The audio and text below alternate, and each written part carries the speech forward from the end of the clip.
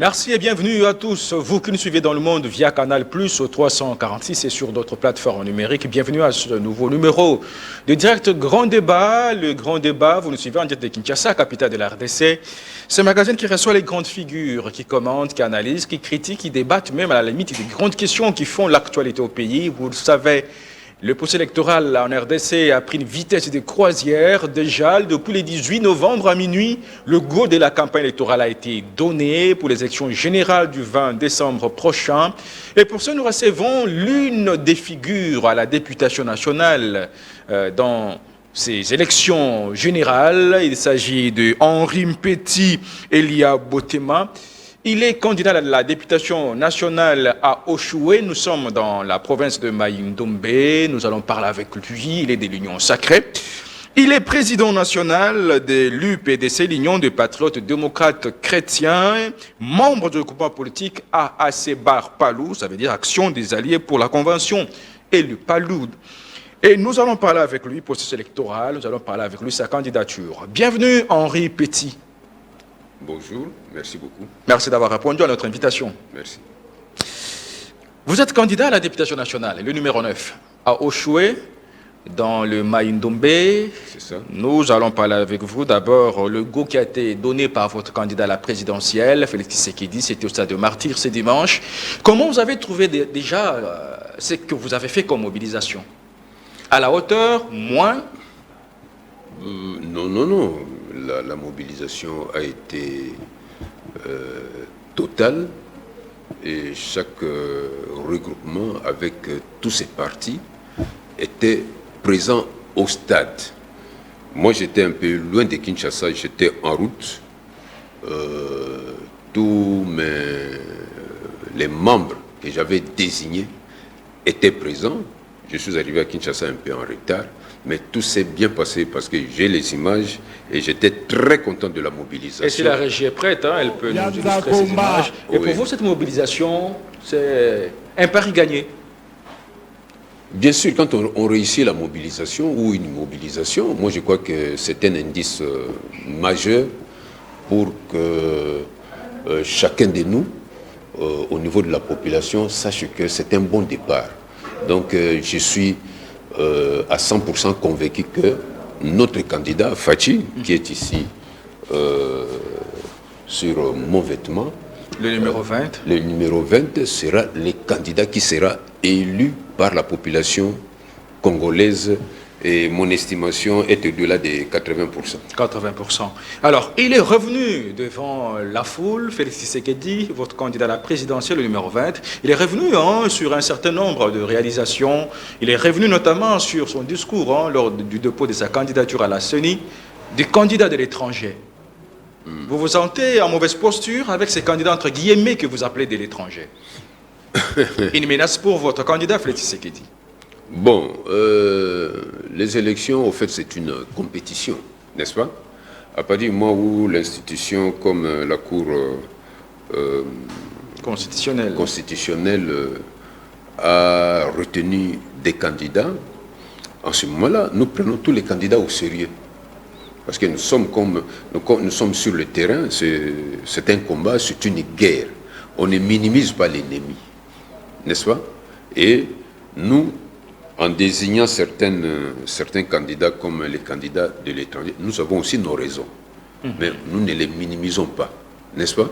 Et tout compte fait, les éléments que nous détenons par rapport à la crédibilité, par rapport à tous les efforts qu'a fourni notre candidat pendant les 5 ans, nous estimons qu'il est imbattable, n'est-ce pas? Et par rapport à ça, tous les autres candidats doivent se soumettre au verdict que je viens de prophétiser de 80%. 80%. Henri Mpeti, candidat à la députation nationale, le numéro 9 dans les territoires de Oshoué, dans le Mai-Ndombe. Vous transformez tout de suite en prophète. Vous prophétisez 80% des réussites, des scrutins, de l'électorat de Félix Tshisekedi. Mais au regard de quelle réalisation, selon vous? La gratuité de l'enseignement qui est encore sujet à débat aujourd'hui. Quant à la qualité, il n'y a pas de débat. Les 145 territoires il n'y a pas de débat là-dessus. Où on dénonce certains détournements. Le président... Quelles sont les réalisations de votre candidat pour son premier quinquennat mais vous venez qui peut pousser les Congolais aujourd'hui encore à lui renouveler la confiance? Laissez-moi parler. On dirait que c'est vous qui avez le monopole du débat.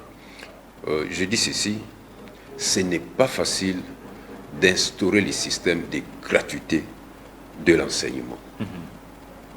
Mais partout au monde, quand vous passez, la gratuité est là. Pourquoi pas chez nous?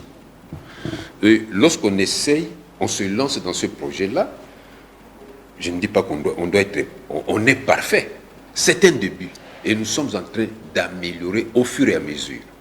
Je suis content que plus de 5 millions d'enfants ont intégré les écoles grâce à cette gratuité. Sinon, ils seraient des koulounas, ils seraient des criminels. Et quand un pays est plein de criminels, vous savez les sortes que court ce pays-là.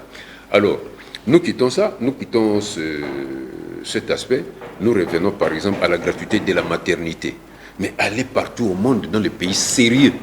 Et lui, il a été dans le pays sérieux. C'est pourquoi il prend ce qui est sérieux là où il était, il l'amène ici. Ça doit offusquer qui? Quand les enfants ne payent pas le minerval, quand les mamans mettent au monde gratuitement, ça doit offusquer qui?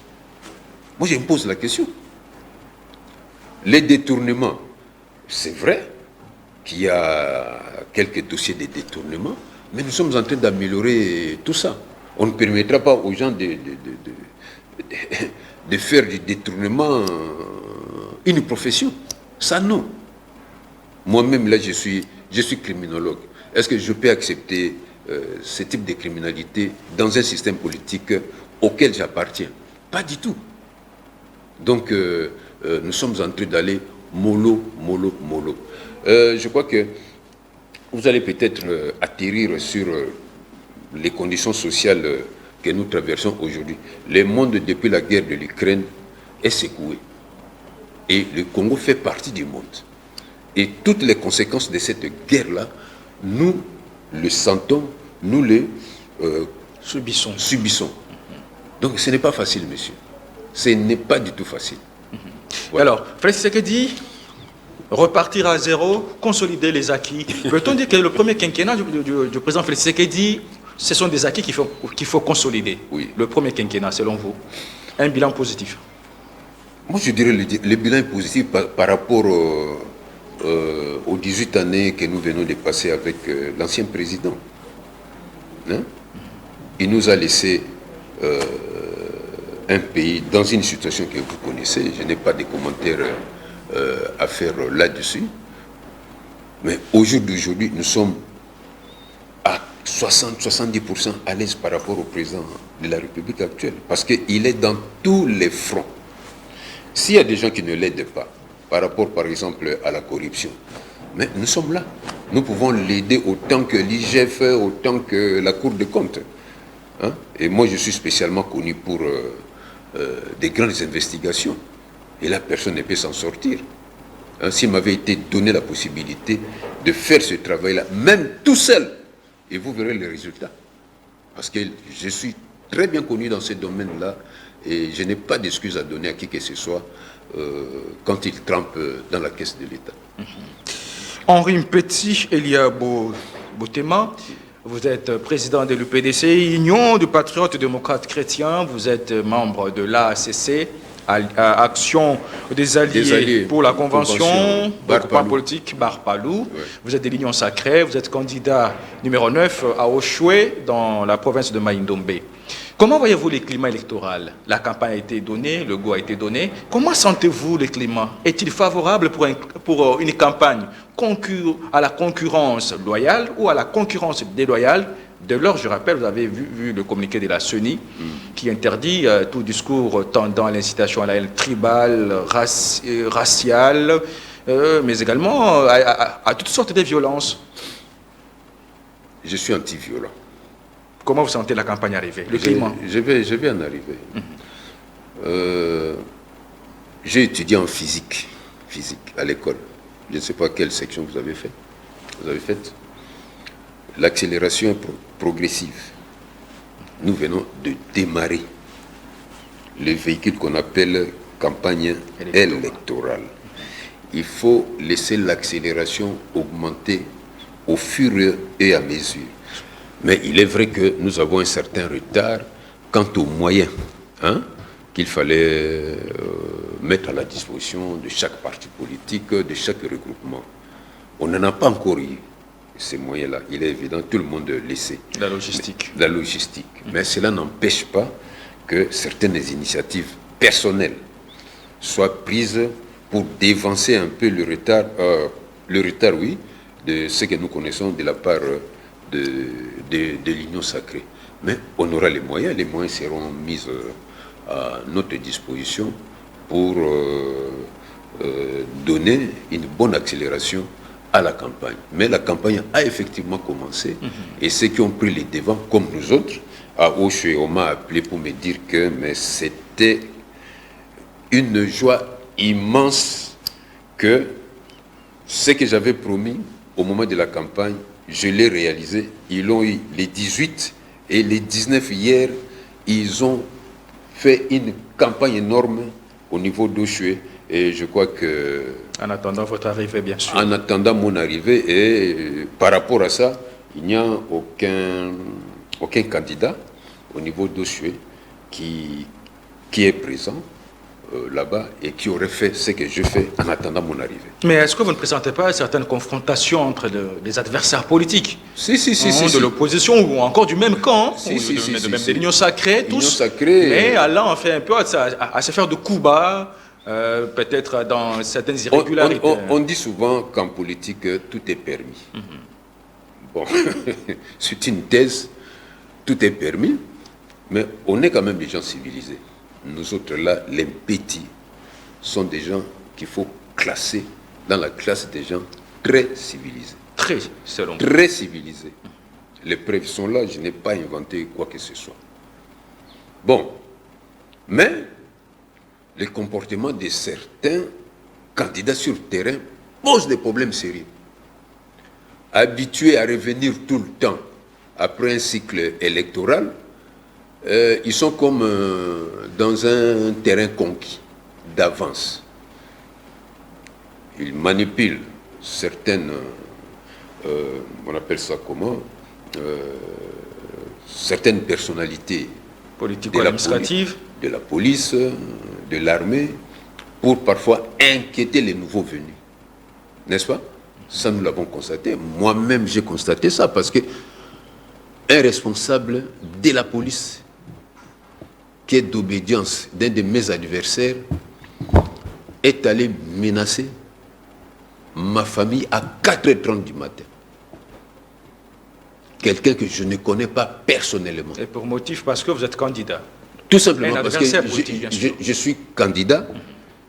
Je générais la candidature de la personne. Celui qui était habitué à revenir comme député national. Comme député national. Est-ce que c'est ça les élections? C'est comme ça qu'on doit se comporter pendant les élections? Inquiéter les gens? Non. Tout le monde a des relations et il ne faudrait pas que dans la même plateforme, les gens s'empoignent dangereusement, d'une manière criminelle, parce qu'il s'agit de la politique, parce qu'il s'agit de continuer à vivre non comme un homme politique, mais comme un criminel politique pour chercher à écraser les autres. Ça, je n'accepte pas. On n'accepte pas. Et de ce côté-là, je crois, le gouvernement, même s'il est démissionnaire, il a quand même le pouvoir de gérer certaines choses, surtout des questions sécuritaires des candidats par rapport à leurs rivaux antérieurs qui reviennent tout le temps, avec des méthodes qu'on connaît, parce que quand il s'agit par exemple de bourrage des urnes, ces candidats utilisent les officiers de la police, de l'armée, pour les aider à faire des histoires impossibles. Donc pour vous, c'est déjà en fait des circuits formés? Non, moi je crois que de ce côté-là, on aurait dû prendre beaucoup de dispositions utile pour sécuriser les opérations électorales. Qu'est-ce qui pouvait être fait comme l'a fait la CENI? La CENI a permuté les chefs d'antenne. Voilà, par exemple, vous atterrissez. Il a permuté les chefs d'antenne. La CENI a permuté tous les chefs d'antenne. Il aurait fallu qu'au niveau du ministère de l'Intérieur, qu'on permette aussi certains officiers qui s'impliquent dans les élections parce qu'ils ont été achetés ou vendus afin d'inquiéter les autres. Ça, on n'accepte pas. On n'accepte pas. Je crois que cette disposition n'a pas été suffisamment prise, mais étant donné que nous sommes dans les circuits que vous connaissez, nous venons des services et nous n'avons pas manqué d'apporter cette question au niveau des autorités pour qu'elles prennent des dispositions adéquates. Voilà. Alors, Henri Petit, vous êtes président de l'UPDC, Union des Patriotes Démocrates Chrétiens. Vous êtes membre du regroupement politique AAC Bar Palou. Vous êtes de l'Union Sacrée. Vous êtes candidat de numéro 9 à Oshwe, dans la province de Maïndombe. Quelles sont les motivations de votre démarche politique, de vous lancer dans l'eau, vous jeter dans l'eau électorale à la députation nationale?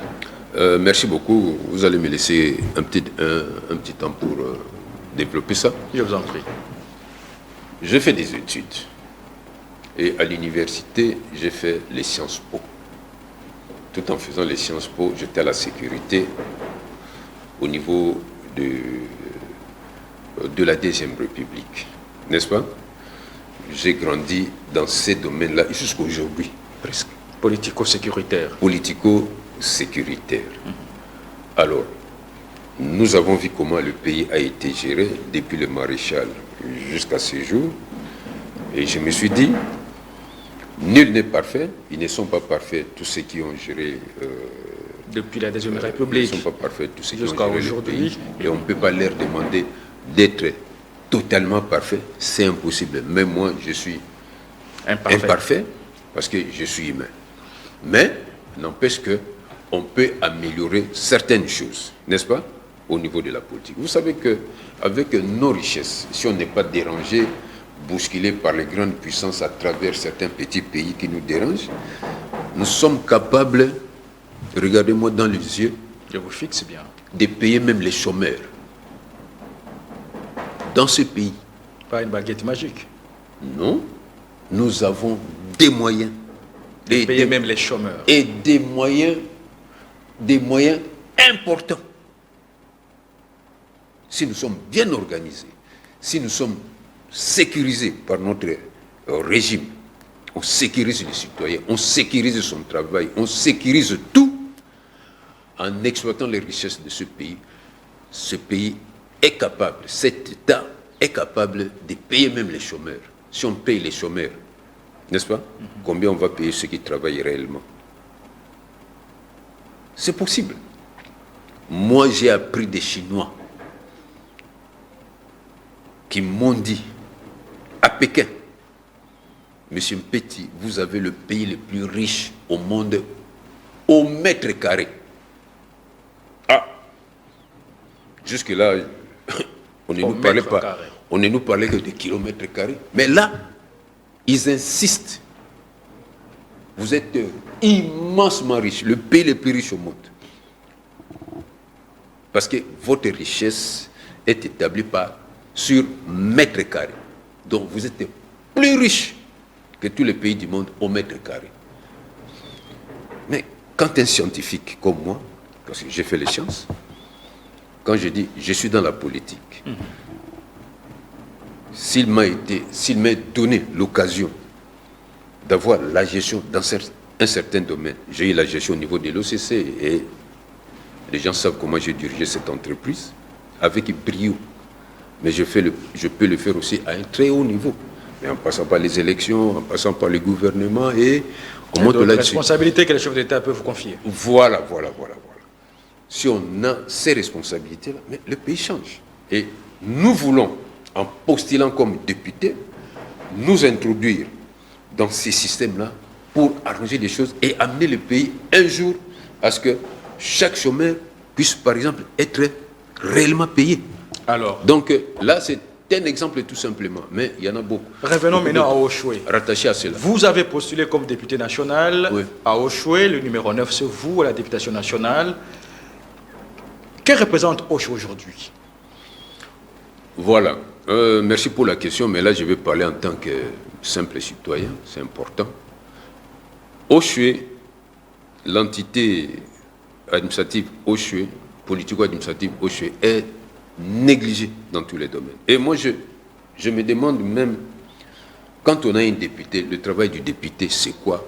Pendant tout ce temps où Oshwe a été négligé, oublié, les représentants, ou ceux qui nous ont représentés avant même que je me présente. À 3 cycles électoraux, hein, pratiquement.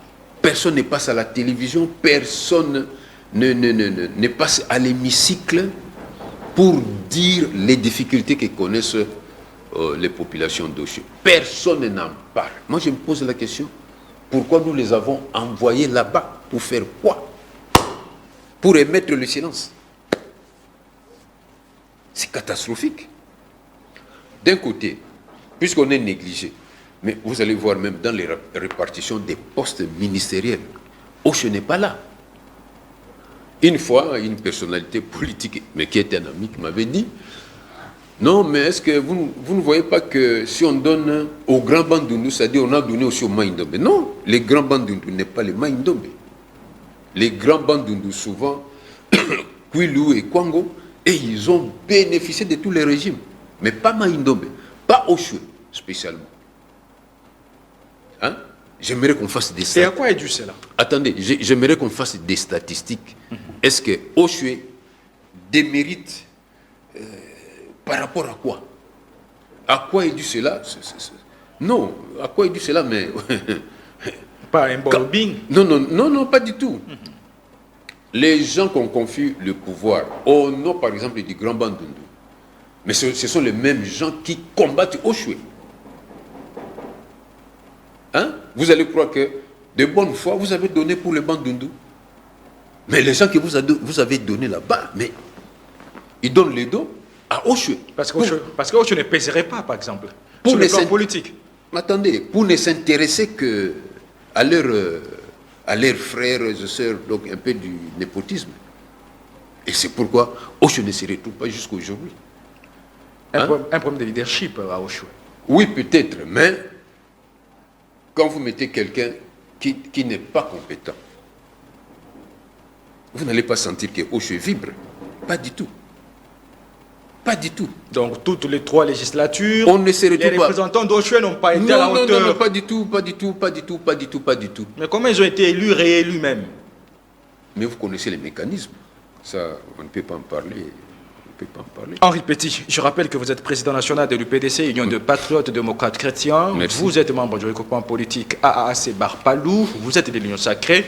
Et je rappelle que vous êtes candidat à la députation nationale à Oshwe, dans le Maïndombe. Vous êtes le numéro 9. Et vous soutenez aussi le numéro 21 à la présidentielle, Félix Tshisekedi. 29, voilà. Quels sont les défis aujourd'hui devant lesquels est confronté Oshwe? Les défis qui nécessitent des stratagèmes de votre part, comme un habitué d'un politique, comme d'un expert en criminologie, comme celui qui a travaillé depuis la Deuxième République avec le président Mobutu, avec tous les régimes jusqu'à ce jour. Votre expertise servira-t-elle à quoi aujourd'hui pour booster Oshwe?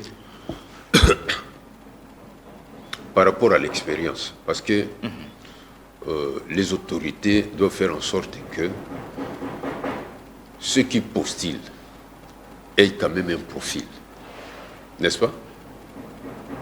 Je dis bien profil, et que la loi que la CENI applique puisse être une loi qui tient plus sur le profil de chacun.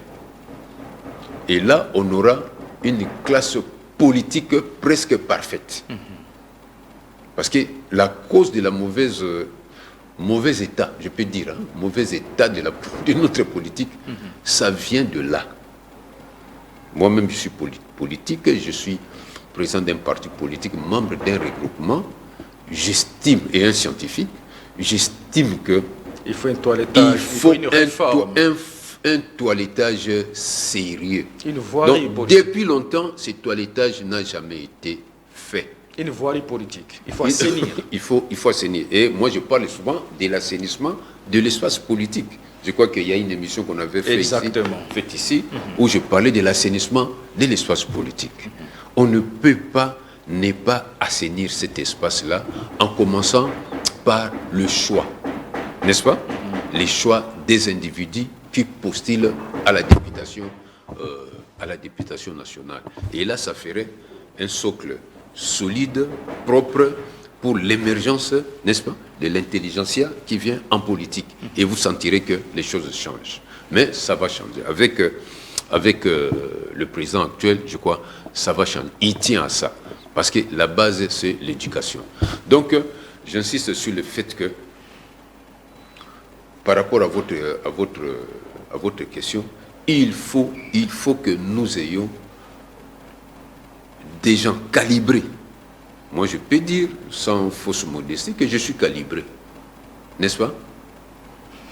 Passer par les services même international, toujours en matière de sécurité. Passer par la gestion d'une entreprise comme l'OCC, qui est éminemment scientifique. N'est-ce pas? Faire les Sciences Po, mais c'est un calibre que beaucoup... Coupler la criminologie. J'ai fait la criminologie parce que mon premier diplôme, c'est la criminologie. Donc, investigateur patenté. N'est-ce pas? Et c'est ce diplôme-là qui m'avait permis d'être à la présidence de la République à l'époque du maréchal Mobutu, pour des grandes enquêtes. N'est-ce pas? Et on est des références. Quand nous vous conseillons de faire ça, faites ça. Parce que quand vous allez faire ça, vous enracinez votre pouvoir, vous enracinez votre crédibilité. Et ce que vous avez fait au fait président Mobutu pour s'enraciner au pouvoir. Faire 32 ans de pouvoir. Non. Ce n'était qu'une parenthèse. Attendez. Vous avez lâché. Hein, non, lorsque vous dites faites ça, il faut le faire pour enraciner votre pouvoir. Est-ce que vous avez fait avec le président Mobutu? Attendez. Pour qu'il fasse 32 ans de pouvoir. Attendez. Une parenthèse. Vous savez, le pouvoir, un commissaire, un bourgmestre a un pouvoir, n'est-ce pas? Un chef des rues. Gouverneur a un pouvoir, chef des rues. Donc le pouvoir est à plusieurs niveaux. Échelonné. Alors, par rapport à ça, quand vous dites non, ne faites pas ça, faites ça. Parce que là, j'ai de l'expérience. Et quand vous faites ce que je vous dis, parce que j'ai cette expérience, et vous allez voir que ça va réussir. Donc, c'est dans ce sens-là. Donc, permettez-nous, sans fausse modestie, il faut qu'il y ait des gens calibrés. Comme vous. Hein? Comme vous. Comme vous êtes calibré par force modestie, vous l'avez dit. Oui, je suis vraiment calibré. Alors, quels sont les défis aujourd'hui d'Oshwe? Bon, j'en arrive. Il faut donner à Oshwe un bon député. Il faut que cet homme politique soit calibré. Qu'il y ait un ancrage politique. Aimé par la population, expérience, pas des gens qui ont dans la tête de venir tout simplement penser à leur ventre et le ventre de leur famille. Ça, moi, je ne le fais pas. Et des gens qui m'ont vu gérer dans tous les domaines, ils ont vécu ça. Ensuite, du fait que Oshwe est isolé, nous avons besoin des ponts. Nous avons au moins besoin de 82 ponts pour arriver à Oshwe. Qui va le faire? 82 ponts. 82 ponts. Mais qui va le faire? Si vous êtes silencieux au Parlement, si vous ne parlez pas, mais vous défendez quoi en ce qui concerne le territoire d'Oshwe? C'est malheureux, c'est tout à fait malheureux. Est-ce que c'est le langage qui vous manque? Est-ce que c'est la prestance, le charisme? Bon, moi je crois que c'est défaut d'expérience. Donc si nous avons dans la crème politique des gens qui ont suffisamment d'expérience, donc des gens calibrés, je crois que ça va marcher. On va aider beaucoup les chefs de l'État et il va s'en sortir dans les problèmes qui lui semblent un peu difficiles à Mais est-ce que ce n'est pas aussi un problème de management? Mais tout ça, c'est le management. En étant politique calibré, mais on peut manquer comment manager les territoires d'Oshwe pour atteindre les objectifs que vous êtes assignés, notamment son développement. Oui. Quelles sont aujourd'hui les grandes difficultés? Les grandes difficultés du territoire d'Oshwe. Les grandes difficultés. Oshwe n'a pas un aéroport conséquent. Le seul avion aéronef qui arrive là-bas, c'est MAF. Un monomoteur qui ne peut pas prendre 6-7 personnes. Impossible. Je suis allé pour affréter un avion. On m'a dit non, MAF vient à Oshwe, mais c'est un monomoteur et ça ne peut pas prendre autant de gens. Donc nous avons besoin des aéroports. Nous avons besoin de l'électricité. Nous avons besoin de l'eau. Nous avons besoin des universités. Nous avons besoin des bons hôpitaux dans le territoire d'Oshwe. Donc pratiquement côté social, Oshwe ne se retrouve pas. Mais dans le coin où vous avez des gens qui ont été plusieurs fois ministres dans un même territoire, mais vous prenez ce territoire par rapport à Oshwe, il n'y a pas match. Il n'y a pas match. Il n'y a pas match. Donc nous insistons pour que le chef de l'État, qui sera réélu, parce que j'ai dit qu'il sera réélu. Vous l'avez même prophétisé avec 80%. 80%. Donc il sera réélu parce que les actions qu'il a menées depuis tout ce temps et l'effort qu'il mène pour que le pays soit libéré de l'occupation de certains pays qui agissent à travers certains groupes armés. Et ces efforts-là, je crois que nous les bénissons par nos prières pour que... Bon, si la régie est prête, elle peut nous balancer à votre affiche de campagne. Oui. Je vais vous montrer quelque chose qui est écrit là-dessus. Votez numéro 9, Espoir d'Oshwe. Je l'ai dit... Comment vous expliquez cela? Que vous soyez l'espoir d'un territoire, vous venez d'évoquer toute une ribambelle de difficultés. Par quelle baguette magique allez-vous tout de suite arriver à résoudre ces difficultés auxquelles est confronté les territoires d'Oshwe dans le Maïndombe? Une très bonne question. Je suis membre de l'Union Sacrée. Candidat de l'espoir d'Oshwe, c'est vous. Le candidat de l'espoir, c'est moi. Le numéro 9. L'espoir d'Oshwe c'est incarné à moi, incarné à moi. Et je vais amener les préoccupations d'Oshwe dans toutes les portes pour qu'on décante la situation d'Oshwe sur le plan social, sur le plan infrastructure, environnement, infrastructure, tout, je vous dis. Et ce n'est pas le charisme qui me manque, ce n'est pas l'expérience qui me manque. Non plus un carnet d'adresse. Pardon? Non plus le carnet d'adresse. Ah, vous le dites, j'en ai. Vous comprenez? J'en ai. Mais dans tout cela, il y a des combats politiques. Mais on va écraser tout celui qui empêcherait Oshwe d'émerger. Vous comprenez? Parce que trop c'est trop. On ne peut pas laisser tout un territoire abandonné comme si on était à la période, comment on peut appeler ça, période de la préhistoire. De la préhistoire. Alors l'homme vivait de la chasse et de la cueillette. Non. Mais alors aujourd'hui, pendant que vous vous lancez dans cette conquête du développement du territoire d'Oshwe, mais vous avez trouvé quand même des gens, certains roitelets, qui ont déjà conquis le territoire et à première législature, deuxième, troisième, mais qui ont déjà une certaine assise politique. Non. Pas facile à déboulonner. Moi, j'appelle ça... Pas facile à déboulonner ces gens-là. Mais c'est vrai parce que les pratiques qu'ils font, c'est connu. Nous savons que pour se maintenir, il faut agir dans la criminalité, utiliser les forces de sécurité, de tout ça, pour brimer la population et se croire au-dessus de tout le monde. Nous allons casser tout ça. Nous allons casser tout ça. Parce que les rapports qui nous parviennent, vous sentez que les gens sont en insécurité. Parce qu'il y a quelqu'un qui manipule certains officiers pour que la population ait peur et que lui seul puisse régner. Intimidation. Vous savez que depuis plus de 30 ans, on dirait que la population d'Oshwe n'a jamais évolué. Et on ne nous accorde qu'un seul siège. Mais si vous êtes un député sérieux, intelligent, vous êtes passé par l'université, donc vous ne pouvez pas prendre la parole pour démontrer que, Monsieur le Président de l'Assemblée nationale, ça fait plus de 30 ans. Et vous savez que chaque dizaine d'années, la population augmente. La population augmente. Plus de 30 ans, 40 ans. Nous avons un seul siège comme si le territoire n'a jamais connu une explosion démographique. Aller à Kangara, aller à Bungimba, quelle population? On doit avoir un seul siège. Oshwe, impossible. Et ils sont là. Le problème est sérieux, mais il faut que on reste avec un seul siège, parce que ça a l'air plein, hein, avec tout ce qu'il développe comme criminalité, et on reste avec un seul siège parce que ça les profite. Mais moi je dis qu'au jour d'aujourd'hui, avec la CENI, s'il refait du travail concernant Oshwe, je crois que nous pouvons avoir 3 sièges, ou même 4 sièges, parce que nous avons une population importante là-bas à Oshwe.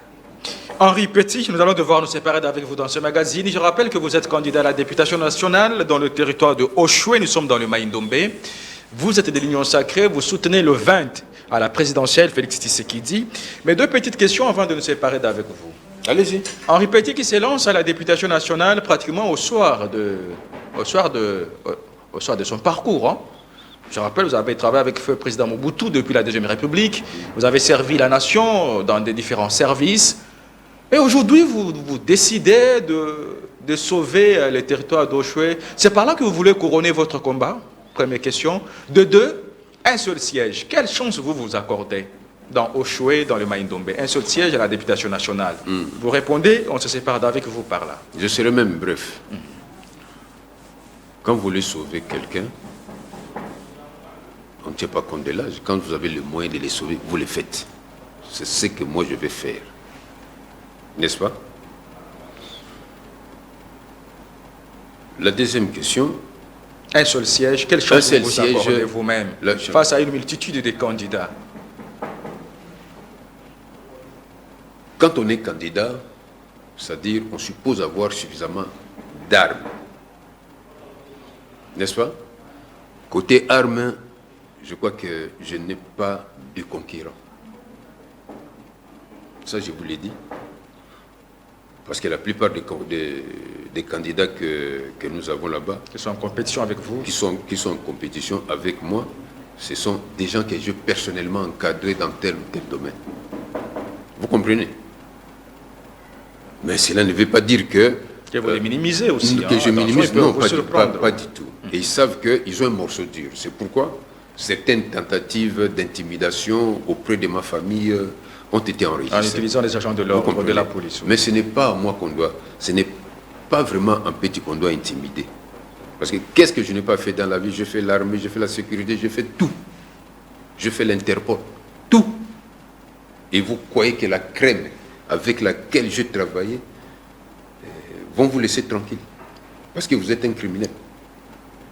On ne fait pas la politique avec la criminalité. Faites la politique comme un homme civilisé.